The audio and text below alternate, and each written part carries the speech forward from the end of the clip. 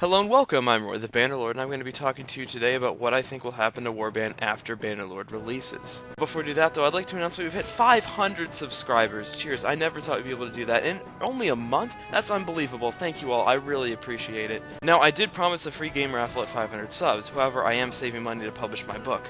So instead, what I'm going to do is open up a competition where you can put your best idea for a video about Bannerlord, something that I can talk about on this channel, and after a week or so, I'll pick my favorite and do a video on it, and the free game raffle will be postponed to 1,000 subs. There's a link in the description to that, and I hope you all understand. I'm sorry.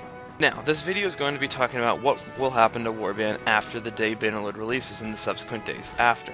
Once Bannerlord comes out, a vast majority of the players, myself included, will move over to Bannerlord, starting to make clans and testing out the new game and new modules. On day 1, the only people that will really be playing native are Warband loyalists and people that can't run Bannerlord. Like Gibbs, my very first subscriber. Hey Gibbs. So basically the only people playing Warband are the people that can't run the game or the people that reject new games.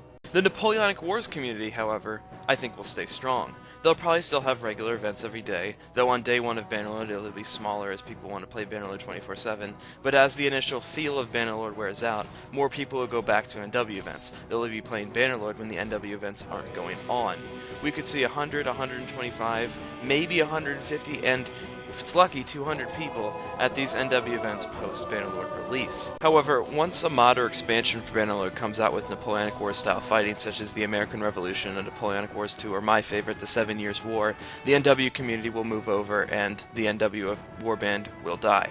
After the 18th century mod or expansion for Bannerlord comes out, there will only be a handful of people still playing Napoleonic Wars, assuming that the module actually works. NW will be the longest lasting module for Warband. It has been the strongest in the past, and it will be in the future, at least until Bannerlord equivalents come out. Persistent World is most likely to crumble. On the North American side, it has died, and on the EU side, it hasn't been the same without the Lannisters.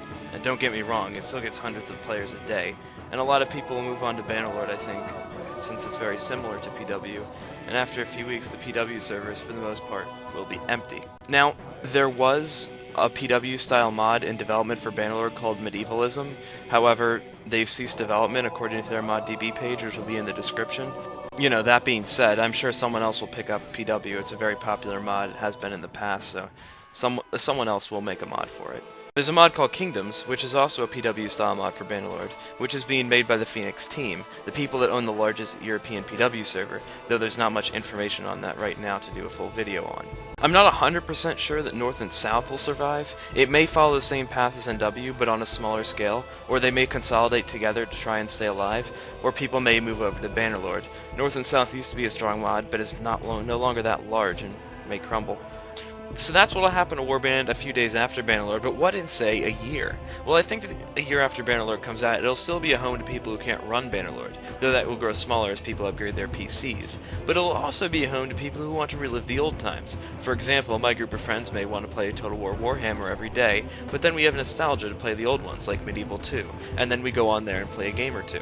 A clan may go back to Warband to relive the old times, and then return to Bannerlord, but for the most part, Warband will be populated by people who can't run Bannerlord or don't like the changes that Bannerlord has brought. All in all, I see about 20 to 50 people playing Warband at any given time on a multiplayer a year after Bannerlord releases, and maybe 50 to 60 playing single-player mods. Regardless of how good the mods in Bannerlord will be, I will continue to play one Anno Domini 1257 campaign every calendar year. I have done so for the past 3 years, and I don't plan on stopping. That was a masterpiece, and regardless how Bannerlord turns out, I will still continue to love the mod Anno Domini 1257. So that's what I think will happen to Warband after Bannerlord releases. If you want to hear the latest and most relevant Bannerlord news, then smash the subscribe button. If you liked what you heard or liked what you saw, slap a like on the video. And if you didn't, then eat a healthy cup of dirt. I hear it's very nutritious. And now, biodegradable. One thing I'd like to say is that now I have a Facebook page, facebook.com/RoyTheBannerlord. There's also a link in the description. If Facebook isn't your thing, I also have a Twitter, @RoyBannerlord.